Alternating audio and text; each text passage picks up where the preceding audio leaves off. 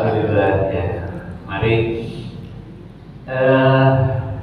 kita melanjutkan kajian kita yang kemarin ini sampai baca ganti materi sudah. Kalau lumayan anget. Kalau yang tidak mungkin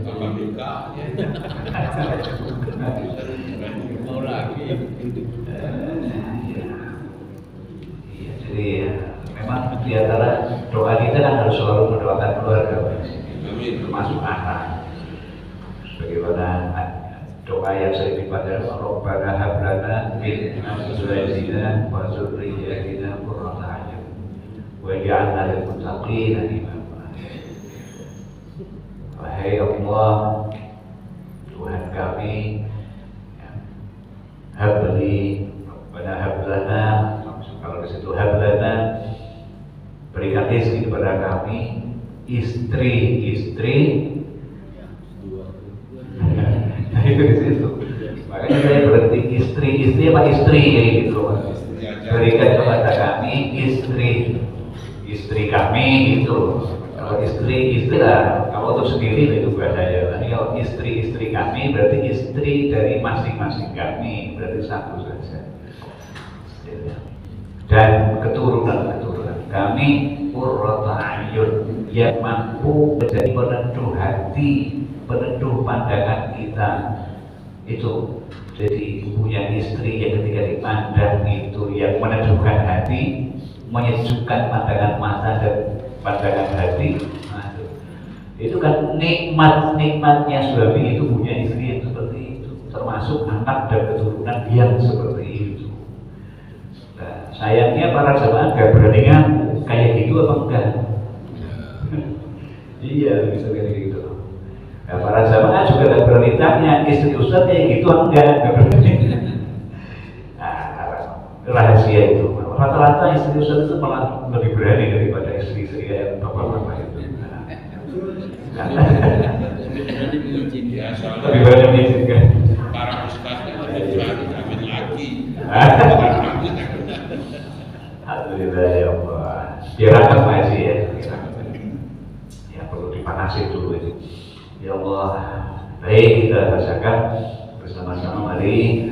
Ya Allah. Qala musannifur rahimahullah ta'ala wa nafa'ana bihi wa bi ulumihi fid dunya maslun fi ahkamil ila.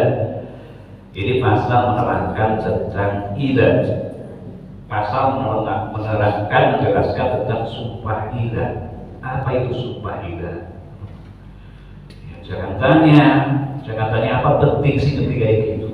Nah, dan kita itu hidupnya selalu baca Al-Quran. Bahkan Al-Quran itu adalah bagian daripada sumber hukum utama di kita.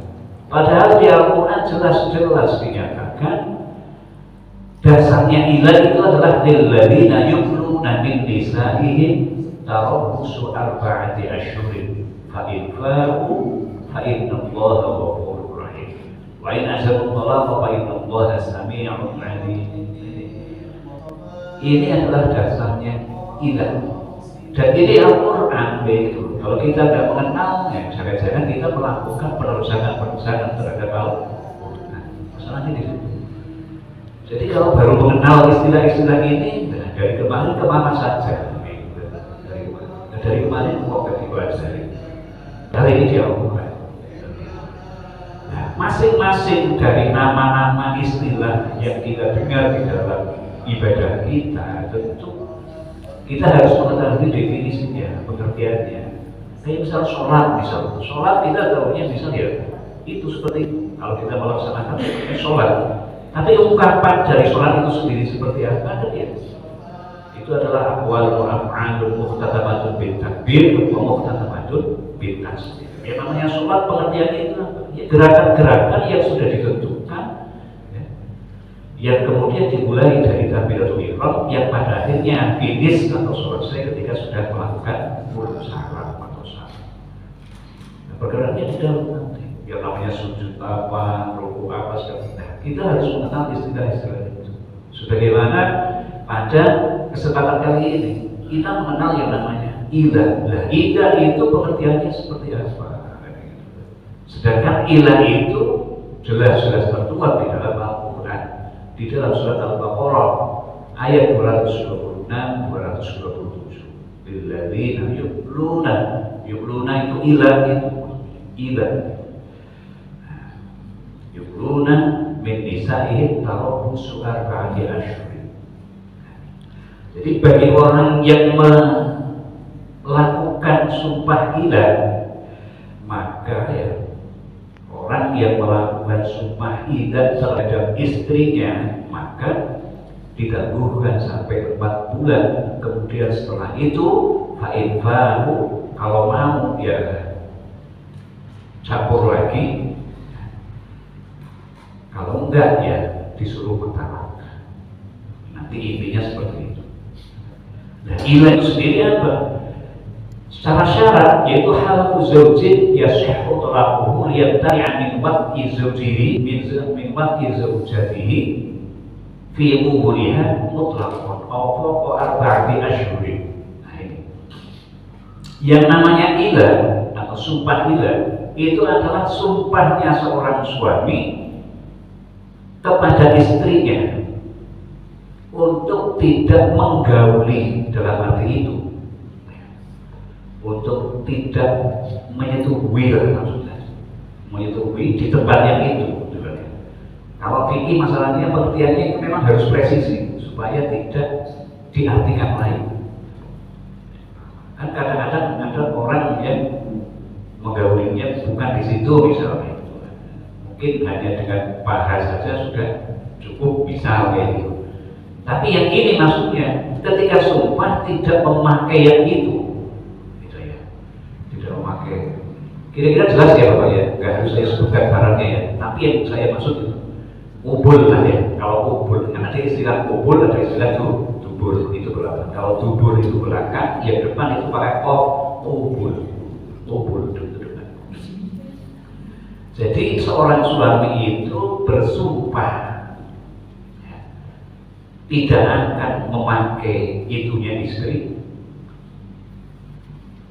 dengan waktu yang tidak terbatas atau minimal melebihi 4 bulan.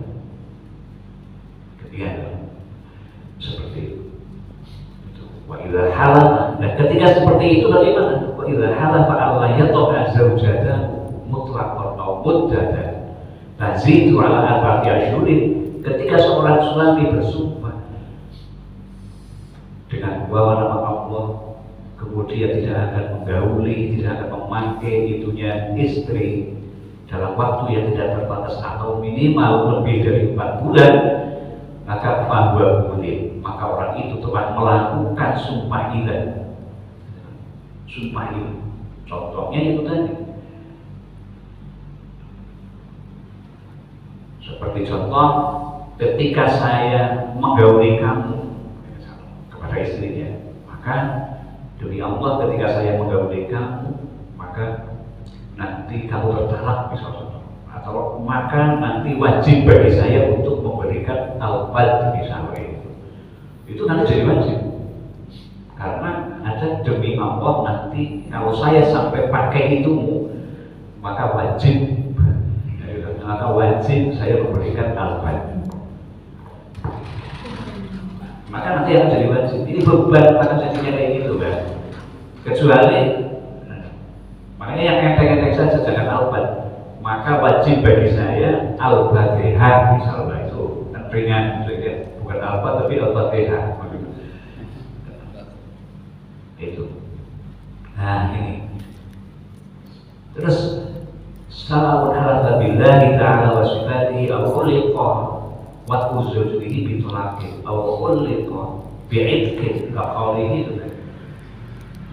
Jadi ada kalanya sumpah ilah itu dilakukan atas nama Allah dan atas nama sifat-sifatnya Allah, demi Maha Penyayang, demi yang Maha Pengasih dan lagi Maha Penyayang, saya tidak akan menggauli kamu selama-lamanya, atau tidak akan menggauli kamu selama 5 bulan ini, saya tidak akan pakai kamu misal. Nah ini sudah masuk sumpah ilah, artinya harus ada resiko nanti, harus ada resiko. Nah, kenapa kemudian disifati di sini, diterangkan di sini itu adalah kalau sampai melebihi 4 bulan. Itu keterangannya, bahkan para ulama itu sepakat, mungkin bapak-bapak juga sepakat, ibu-ibu bisa juga sepakat, tapi tidak berani ngaku. Kalau seorang istri itu semarah-marahnya ditinggal 4 bulan itu masih kuat. Tapi kalau sudah lebih dari 4 bulan, nah ini rawan serempet. Nah, resiko ini terserempet. Itu analisa ya. Makanya di sini syariat itu membatasinya itu seperti itu karena memang untuk mengantisipasi hal-hal yang semacam itu. Lihat al-mar'ah ini kalau kata saya bacakan lihat al-mar'ah tasbiru ala zawj ala hadhihi muddah. Semarah-marahnya sama suami kalau cuma masih 3 bulan 4 bulan. Sebetulnya sih kalau 3 hari saja, 4 hari sudah mulai gak kuat. Tapi kalau sudah sampai separah-parahnya itu ya 3 bulan 4 bulan maksimal. Kalau sudah 5 bulan itu sudah harus dipakai. Kalau enggak ini selamat. Gimana?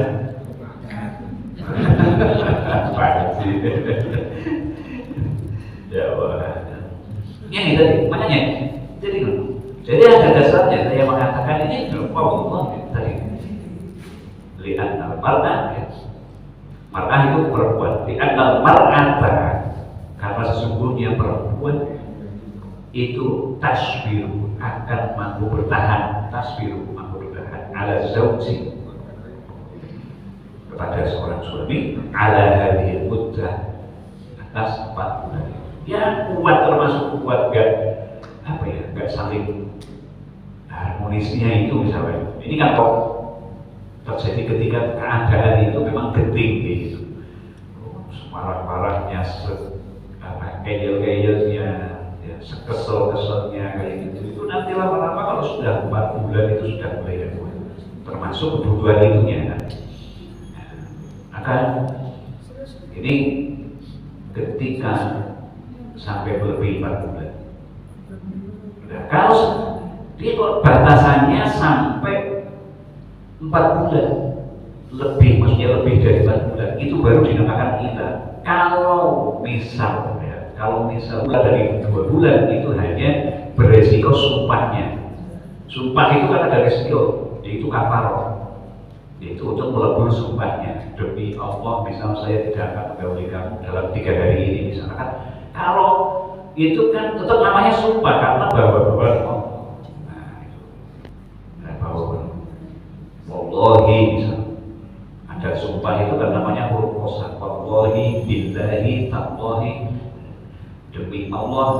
Dan kalau waktunya itu kurang ya, atau maksimal 4 bulan ke sini ke bawah itu namanya resikonya nanti adalah kafaratul yamin. Kafaratul yamin itu kafarat karena melakukan sumpah. Terus kemudian wa yu'ajjalulah dan kemudian seorang suami ini nanti ketika sudah terhitung 4 bulan setelah 4 bulan itu nanti disuruh ya, ketika melakukan seperti ini, ketika melakukan sumpah ilah, maka setelah 4 bulan seorang suami itu ditanyai, kamu itu mau lanjut atau selesai. Nah, cara melanjutkannya artinya kamu mau pertahankan atau mau selesai. Cara mempertahankannya itu cukup dengan menjebloskan anunya kepada anunya. Iya. Yang penting jelas kan ya?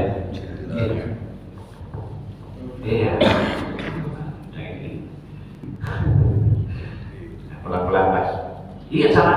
Ini kalau misal ini kan bukan masalah talak ya, ini masalah ilah maksudnya.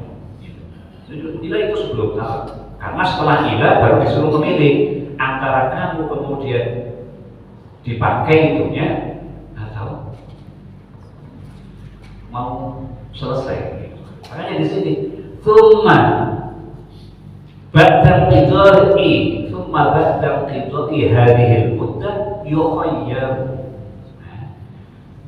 bainal fai'ah Setelah hitungan 4 bulan habis ya, setelah 4 bulan habis, sudah lebih dari 4 bulan itu, kemudian seorang suami ini disuruh memilih, yukhayyaru, itu disuruh memilih siapa muli itu orang yang melakukan sumpah gila, bainal bai'ah, antara kembali kepada istrinya, artinya kembali bukan karena talak, hanya kembali artinya kembali melakukan, karena di sini diterangkan bi ayyuri jalmuli hasyafatahu al-qadraha min maqtu'iha biqulil mar'ah bi ayyurija, yaitu supaya suami itu memasukkan idaj atau yulij, itu adalah memasukkan senjatanya itu tadi, bukan ini, bukan Iran sama apa Israel ya, bukan. Tapi ya gambarannya mungkin seperti itu, Bapak baru marah-marahan gitu. Jadi jadi diterangkan di sini maksudnya fai'ah, yaitu kembali. Itu caranya, itu dengan cara itu tadi caranya. Kalau telah bersumpah seperti itu, kemudian masanya itu telah habis masa berlakunya sumpah gila itu 4 bulan, setelah 4 bulan baru kemudian disuruh memilih.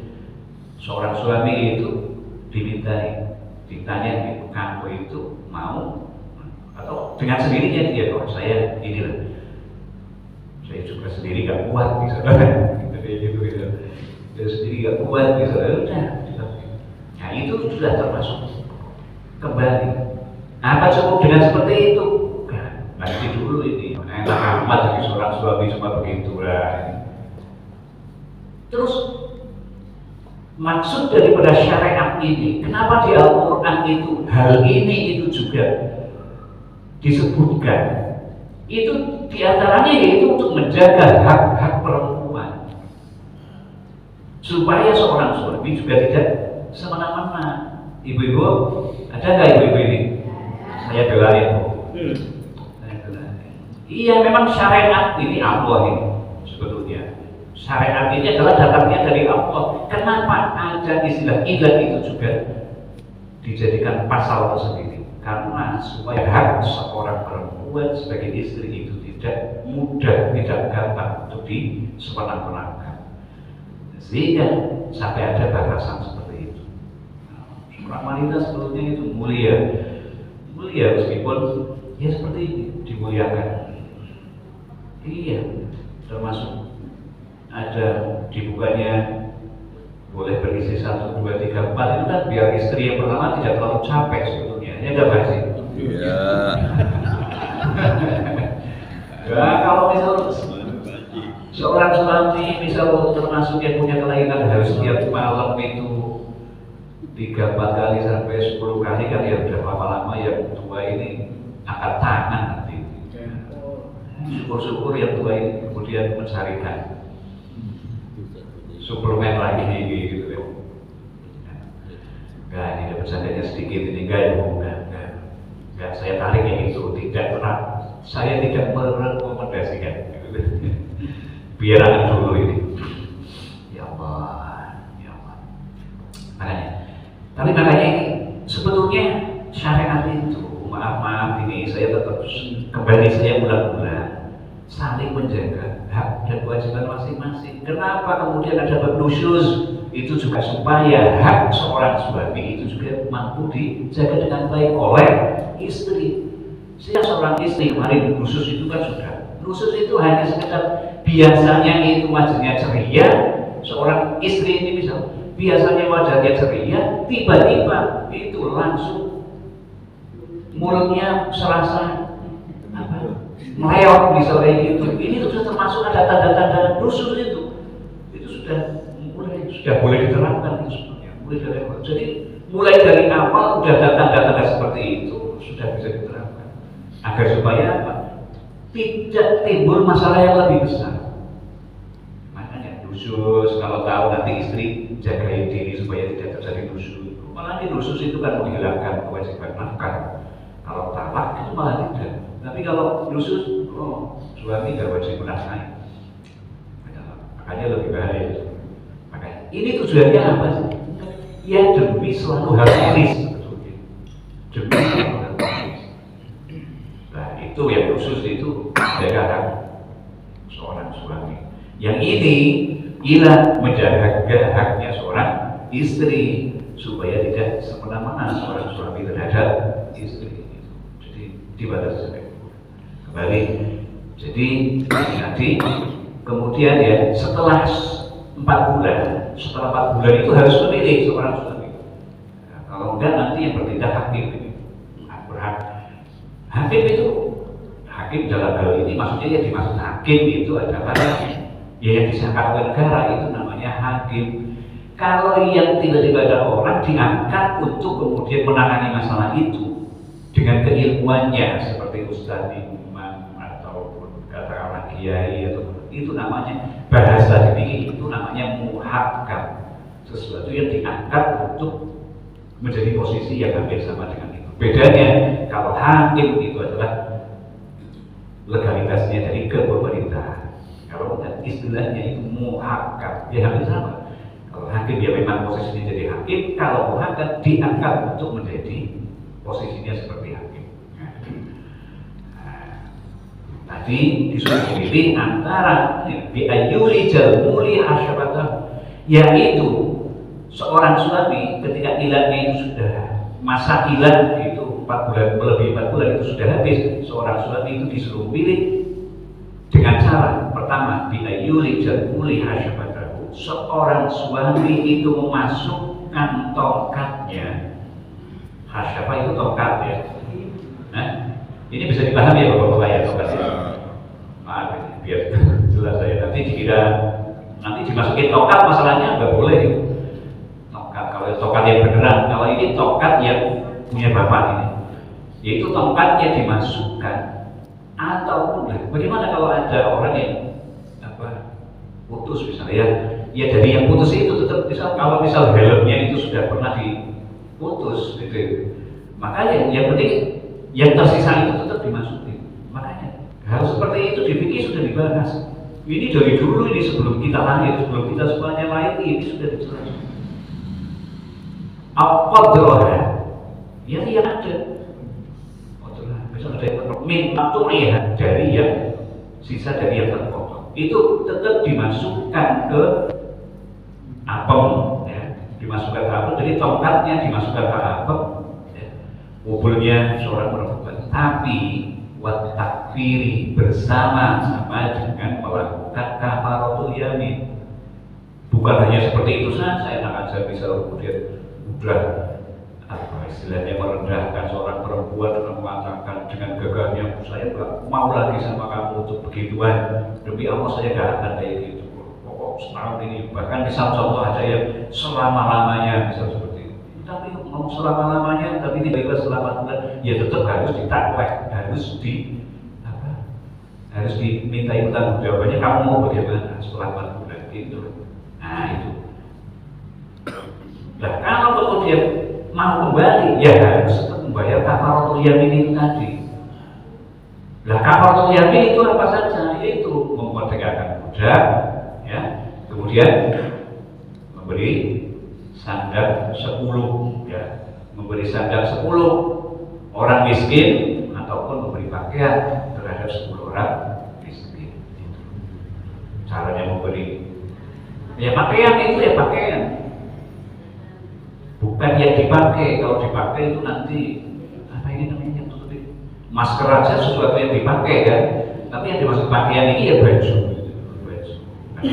Pakaian sesuatu yang dipakai. Ya kalau masker memberi masker 10 ya cuma 20.000 nanti ini, nah sangat murah. Nah jadi itulah. Jadi bukan hanya kemudian kembali dengan cara memasukkan tongkat, tapi ini dilakukan setelah membayar kafaratul yamin. Kafaratul yamin itu adalah itu tadi itqu raqabatin kamilah, yaitu memerdekakan budak perempuan. Ya. Ini kalau ada budak, kalau nggak ada budak berarti memberi pakaian 10 orang miskin, memberikan pakaian 10 orang miskin, atau memberikan 10 makanan untuk orang miskin. Mungkin begitu, karena ini sudah jamnya mulai berjalan terus. Nah, saya diarahkan sama Bapak Ustadz di sini keluarga saya di sini, keluarga pengurus ya kalau bisa jangan kurang seperempat, mungkin cukup begitu.